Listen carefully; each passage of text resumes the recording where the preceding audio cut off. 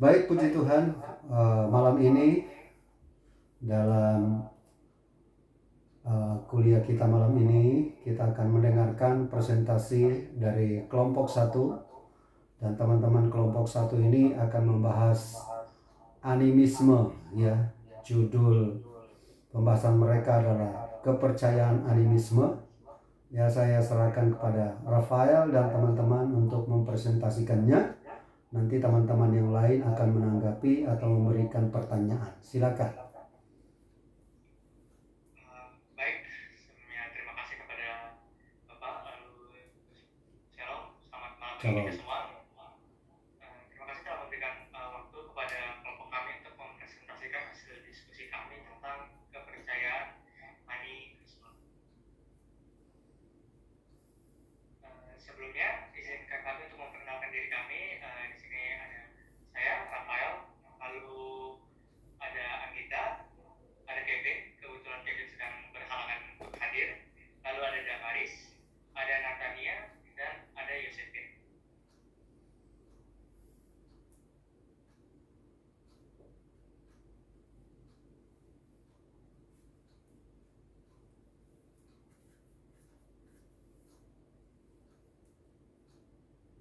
Apa itu animisme? Animisme adalah kepercayaan kepada makhluk halus dan roh. Asas kepercayaan agama yang mula-mula muncul di kalangan manusia purba. Kepercayaan animisme mempercayai bahwa setiap benda di bumi ini memiliki jiwa yang mesti dihormati agar roh tersebut tidak mengganggu manusia.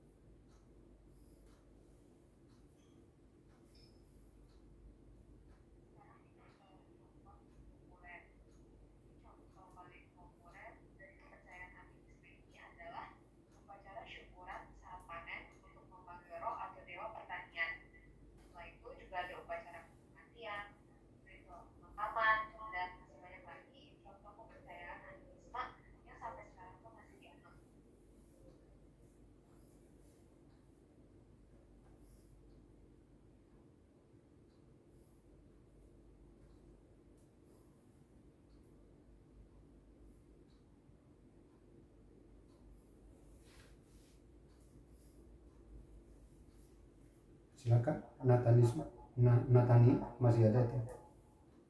Animisme di Indonesia. Suku Ngaju di Kalimantan yang menganggap roh nenek moyang sebagai roh orang yang menjaga kelestarian kampung, sungai dan sawah, sehingga dapat berfungsi sebagaimana mestinya. Suku Toraja mempercayai bahwa roh nenek moyang adalah penjaga serta pelindung, sehingga tanpa restunya tidak akan mengalami musibah dan bencana.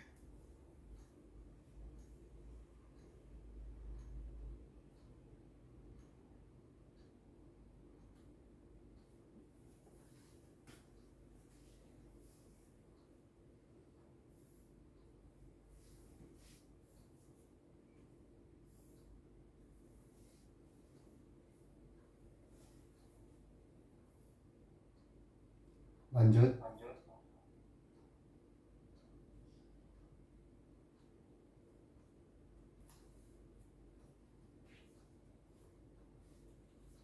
Baiklah, ada contoh animisme di Indonesia yang lainnya adalah pada masyarakat suku Jawa. Pantai Selatan Laut Jawa dipercaya sebagai wilayah kerajaan Nyi Roro Kidul. Mitos tersebut masih berakar kuat bahwa pada sebagian masyarakat Indonesia dipercaya memiliki hubungan dengan Mataram.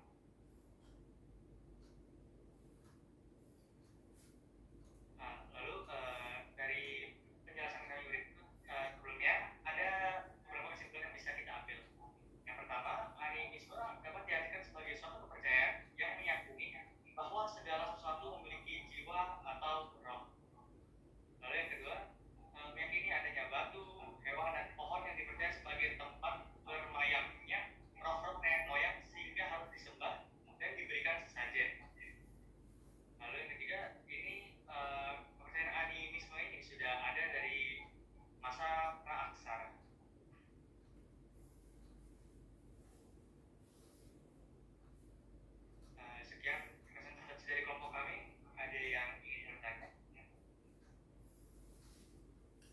Silakan teman-teman yang lain yang mau bertanya kepada kelompok 1 tentang kepercayaan animisme.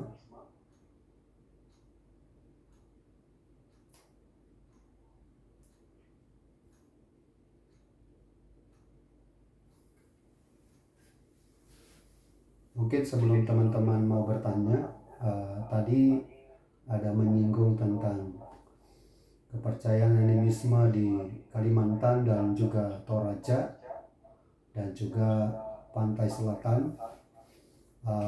Mungkin ada bagusnya kalau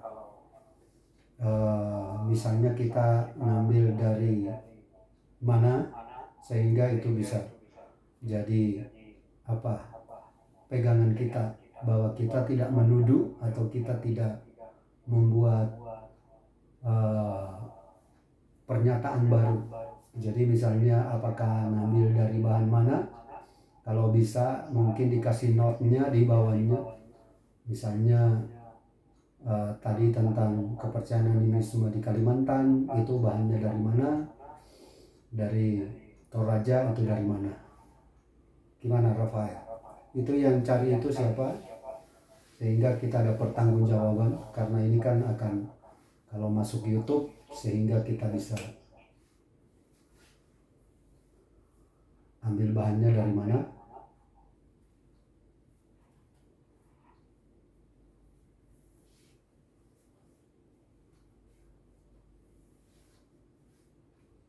Coba dibalikin ke slide yang tadi yang tentang Kalimantan dan Toraja.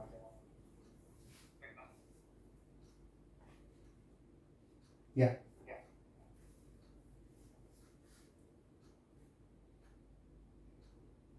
Ini ada suku Ngaju di Kalimantan, itu suku Toraja.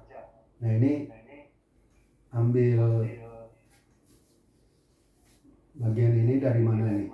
Apakah dari Google atau dari mana?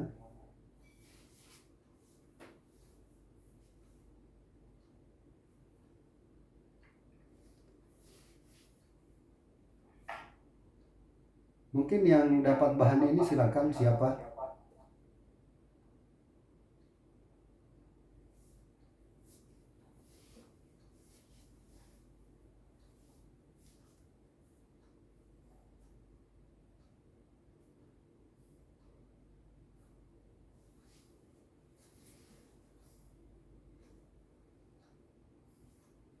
Silakan Rafael. Kebetulan yang kemarin searching itu Anggita, Pak. Ada Anggita? Ada. Ya, Anggita dapat bahannya dari mana nih? Dari kompas.com, Pak. Kompas.com. Ya. Iya, Pak. Jadi nanti ditulis di bawahnya aja bahwa ini kutip dari kompas.com ya. Sehingga kita punya kekuatan. Bila perlu kalau tanggalnya juga tahu, bisa ditulis. Oke, thank you Anggita. Silakan Rafael dan teman-teman yang lain kalau mau bertanya.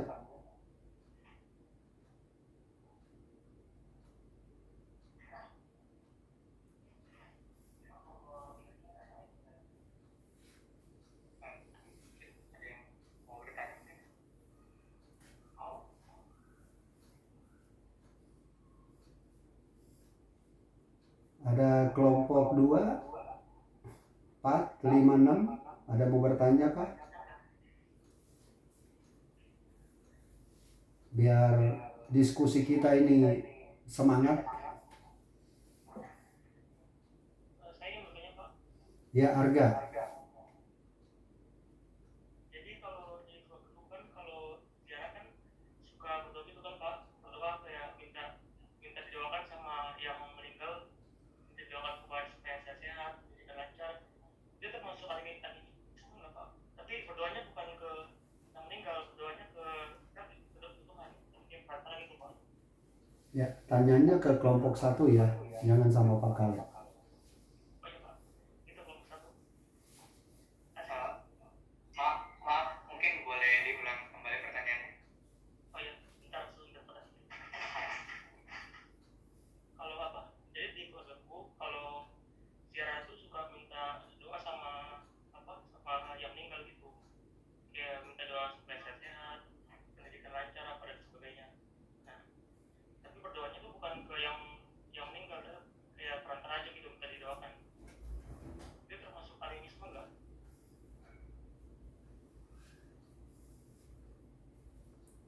Nanti dari kelompok lain juga boleh menjawab.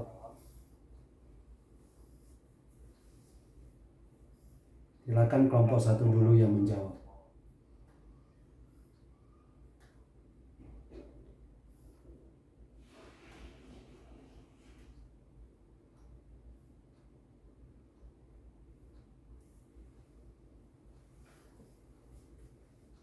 Rafael, teman-teman.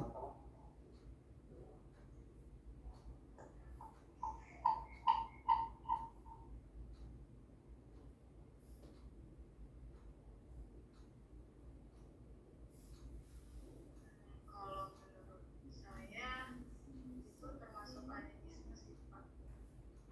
Agak soalnya kayak suku Ngaju tuh kayak roh nenek moyangnya itu kan sebagai penjaga kelestarian, dan di sini kamu nganggap orang yang mati itu kan sebagai kayak orang yang bakal doain kamu terus sama. Jadi menurut saya sih semacam Gimana Arga? Ya, makasih tadi Alita ya. Satu. Tapi tadi Arga bilang dia berdoanya bukan sama orang mati, orang meninggal. Oh, jadi perantara. Ya kayak kalau di Katolik kan Bunda Maria orang-orang kudus kan jadi perantara juga ya. Iya, kalau di hukum Allah kan sudah dikasih tahu, jangan ada padamu apa? Allah lain di hadapanku ya. Jadi tidak perlu kita pakai perantara. Karena sekarang kalau kita mau datang sama Tuhan sudah bisa langsung ya. Nah, pertanyaannya boleh nggak berdoa di kuburan, ya kan? Selama tujuannya itu apa yang kita doakan tidak masalah. Misalnya kalau ada orang meninggal kita berdoa supaya keluarganya sehat yang ditinggal, keluarganya bersungguh-sungguh sama Tuhan, kan nggak ada masalah. Ya menjadi masalah kalau misalnya doanya diplesetin, misalnya ada opung kita meninggal, opung tolong ya nanti sampaikan sama Tuhan bahwa masih ada anakmu ini cucumu ini ya. Nah itu sudah salah, itu sudah melibatkan roh yang lain, sudah masuk ke animisme. Oke, silakan, masih ada lagi nggak pertanyaan? Makasih Pak, makasih Pak. Iya Arga.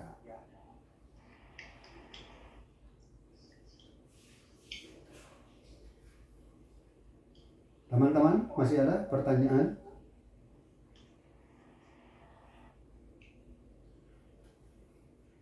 Dari materi yang sudah disampaikan kelompok 1?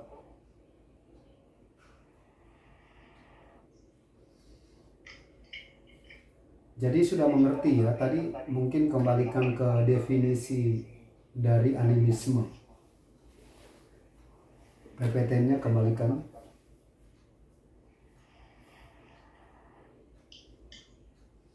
Apa itu animisme?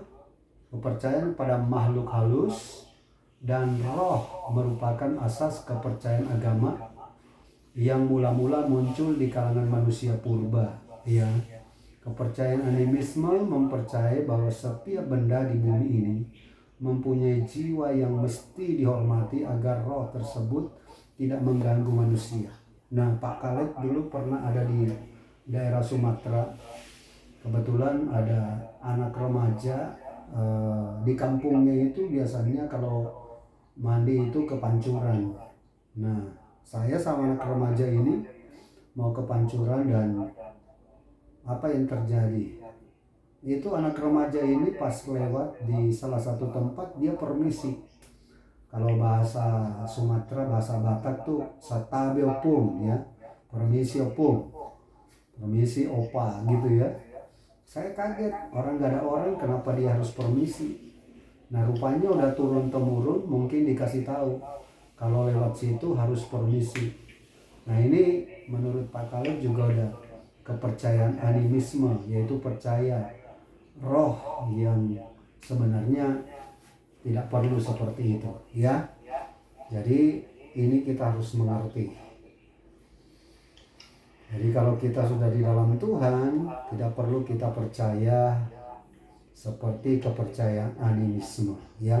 Dan tadi juga Arga bagus kasih pertanyaan, sangat bagus. Silakan teman-teman kalau masih ada pertanyaan.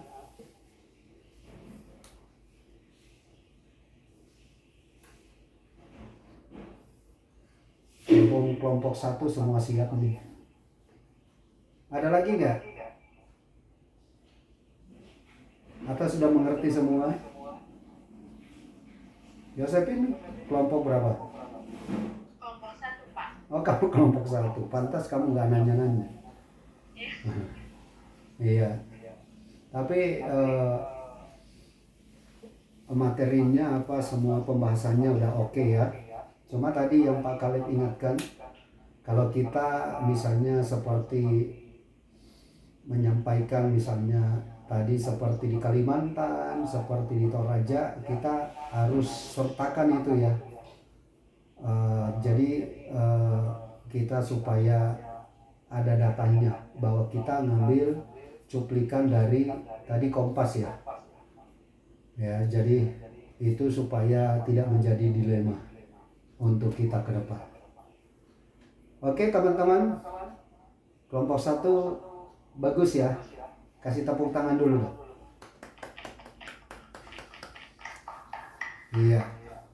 Puji Tuhan, Tuhan memberkati kelompok 1. Nanti materinya ketua kelompoknya tolong di share ke email Pak Khaled bahannya ini. Kemudian dikirim juga ke grup supaya teman-teman kelompok lain bisa print out dan juga menjadi bahan pelajaran, karena dari materi yang ada akan menjadi bahan UTS juga ya. Oke, Tuhan memberkati.